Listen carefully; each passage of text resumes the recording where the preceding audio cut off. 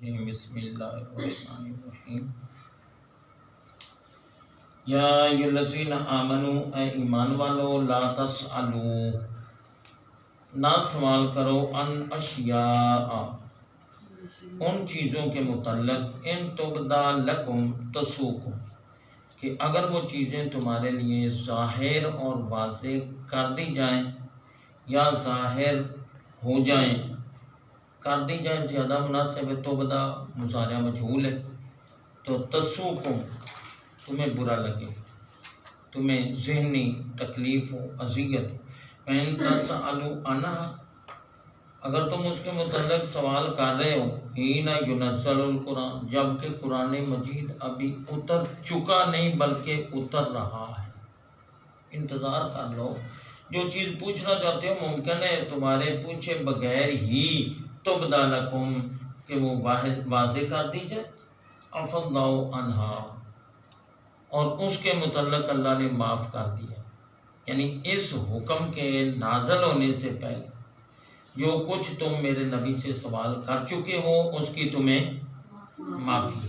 واللہ غفور حلیم اللہ بخشنے والا ہے اور حوصلے والا ہے، قد سأل قوم من قبلکم تم سے پہلی قوم نے بھی اس قسم کے سوال کیے، ثم اصبحوا بہا کافرین پھر اس کے بعد وہ منکر ہو گئے۔ پیارے بچوں، جو دو آیات کریمہ سورۃ مائدہ کی آیت نمبر 101 اور 102 اس کی آج تلاوت ہوئی، آج ہمارا عنوان ہے کثرت سوال، زیادہ سوال کرنا، یہ خوبی بھی ہے اور خامی بھی ہے، ٹھیک ہے۔ شاگرد کا استاد سے، امتی کا نبی سے، مرید کا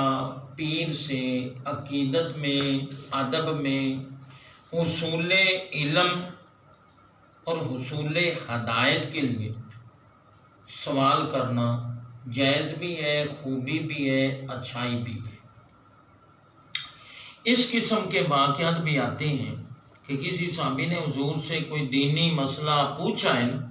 تو نبی علیہ السلام نے جواباً اس کی اتنی حوصلہ افزائی فرمائی، حدیث پاک کے الفاظ ہیں، اب اس صحابی کا نام میرے اس وقت ذہن میں نہیں آ رہا، انہوں نے جو سوال کیا نا تو نبی علیہ السلام نے جواباً میں فرمایا زادک اللہ حرصاً اللہ تیری اس دینی اور علم والی پیاس والی حرص کو اور زیادہ کر۔ تو اس حدیث پاک سے معلوم ہوا حرص بھی دو قسم کی ہے، ایک ہے علم کی حرص، ایک ہے دین کی حرص، یہ ہے حریص علیکم، اللہ فرماتا ہے یہ میرا نبی تمہارا حریص ہے، تمہارے ایمان کا، تمہارے دین کا، تمہارا ہدایت کا یہ حریص ہے۔ پیسے، مال و زر، زمین کی حرص اچھی نہیں۔ اسی طرح سوال کرنا دو طرح، ایک ہے طنز پر سوال کرنا، تنقید کے لیے سوال کرنا، اعتراض کے لیے، بچارت کے لیے،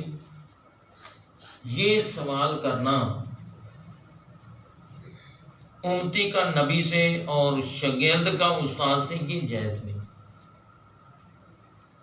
اور جتنے پھر ایسے ارادوں سے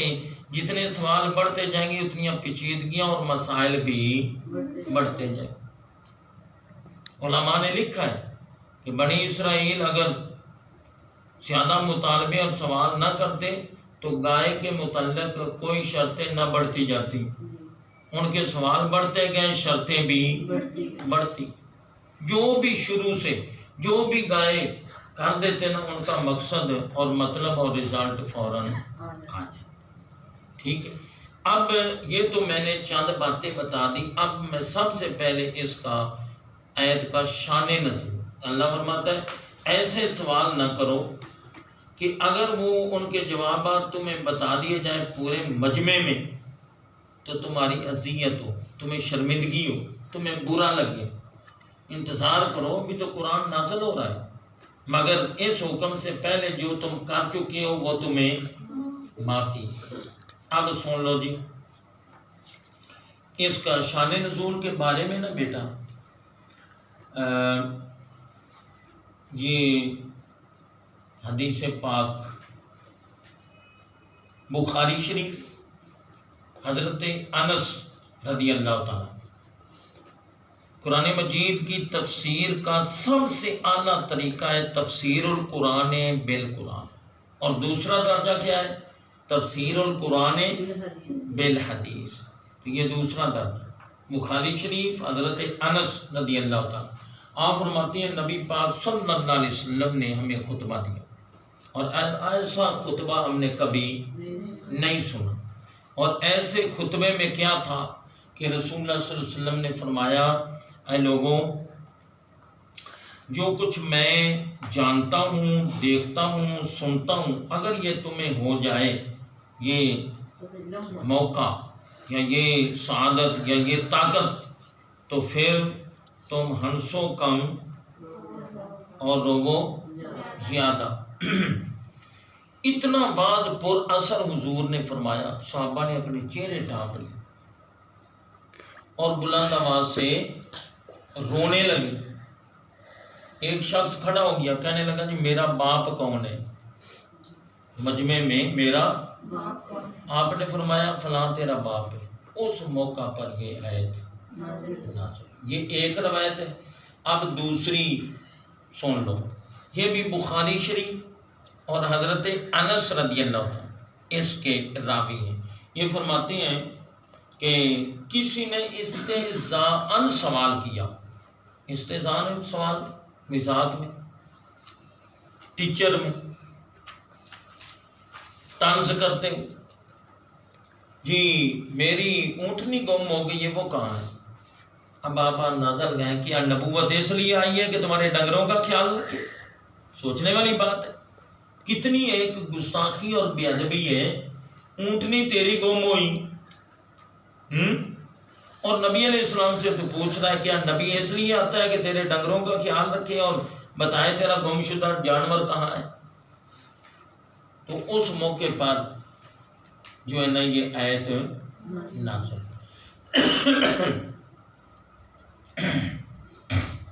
ایک اور روایت یہ ترمذی شریف کی جو اب میں سنا رہا ہوں، حضرت علی رضی اللہ تعالیٰ، شیر خدا علی المرتضی اسد اللہ حسن حسین کے والد گرامی، سیدہ فاطمہ الزہرا کے سر کے تاج، میرے نبی علیہ السلام کے چچا زاد بھائی، امیر المومنین، خلیفۃ المسلمین، اللہ کا شیر، حیدر کرار، بے شمار خوبیوں کے مالک،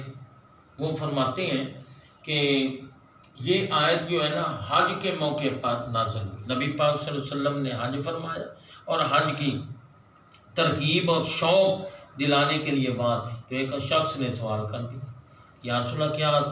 حج ہر سال فرض ہے؟ آپ خاموش ہو گئے۔ اس نے پھر سوال کر، آپ خاموش ہو گئے۔ اس نے پھر سوال کر دیا،